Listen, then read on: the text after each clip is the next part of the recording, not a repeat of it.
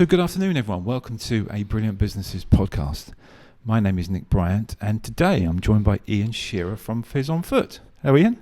Hello. How are you? Yes, I'm fine, thank you. Good to see you. Good to see you. So Fizz on Foot are the South East's premier wine and walking tour company. They've got a wine club, they've got wine courses, they do wine tasting evenings, which I've been to and enjoyed very, very much. But tell us how it all come about, Ian. Tell us about your journey. Okay, well, I retired from the printing world and I got totally bored, very interested in wine. So I thought, well, I've got to create a business model to showcase English wine.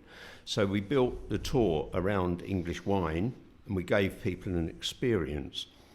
So we take them for a walk on the South Downs National Park, or we also go to Ashdown Forest. We then have a lovely pub lunch, and then we go to an English vineyard and have a wine tasting and a tour of the vineyard. And that has been very successful for the last 8 years. And in that 8 years, English wine has expanded beyond recognition. Yeah. And specifically Sussex wine as well, isn't it? Because obviously that's our area. Yes. Yeah.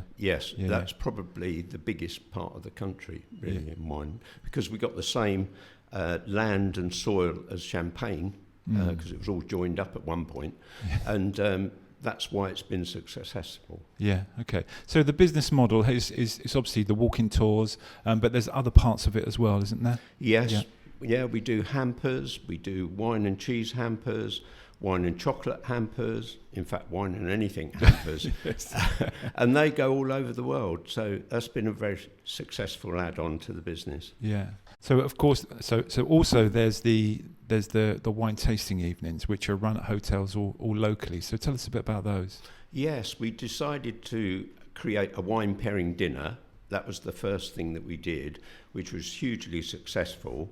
And then we followed that with a wine tasting evening, and that was also successful. So we now do them monthly, and we've got a massive following now. So they sell out, almost everyone is sold out before we start. And the other thing we do is we teach people about wine. We're recognised by the Wine and Spirit Education Trust, and local hotels and restaurants, we teach their staff. Nice.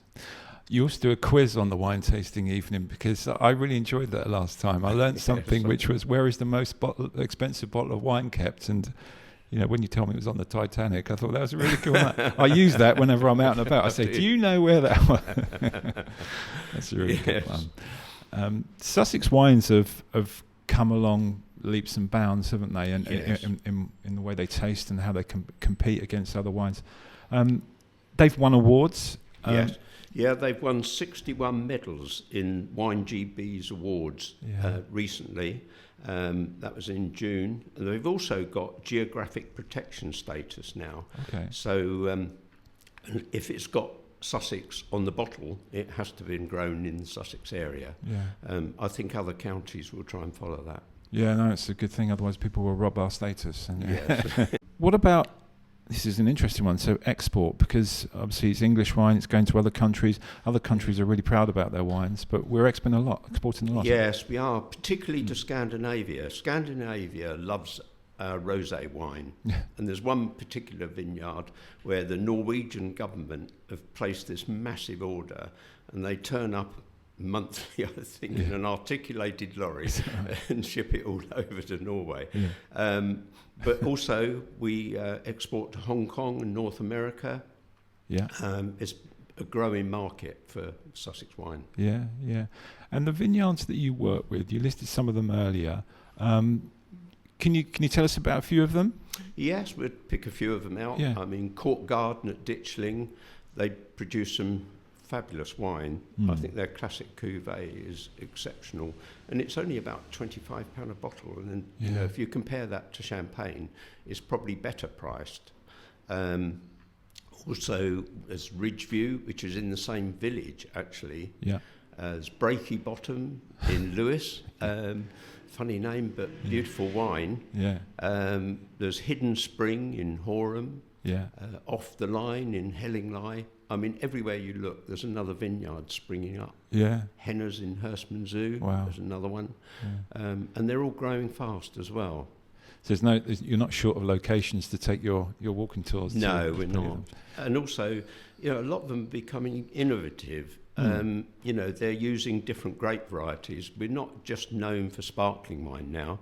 You can get Pinot Gris, Pinot Noir, you can get Chardonnay, and also even Merlot. Right. So it's very interesting. They're now using a Swiss grape called Chasselas, which produces a lovely dry white wine. Yeah, right. Okay. And also something we mentioned earlier was global warming.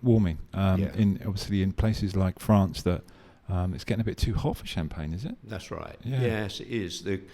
They're now harvesting in August when we're harvesting in October, and they used to harvest in October. So it's affecting the wine itself. So the English vineyards are picking up a lot of international prizes, and also we've now got champagne moving into the southeast. We've got 4 of the champagne houses actually taking an interest over here. Yeah. So that's an interesting move. Yeah, that's really interesting. So all these sort of topics you talk about, people can learn those on the either the tasting evenings or when they go. This is the sort of things you talk about to the people on the tours. Yes. Yeah, okay. It is. So it's very educational about wine. So it's not just drinking it; it's learning all about it as well. And also, the walkers are local historians, and they also know the geology of the land as well. So they make the walks interesting as well. Yeah. You clearly love it because you're at a time in your life when you perhaps should be slowing down, but you're not. You're speeding up. So what is it that you love about it the most? What do you get from it?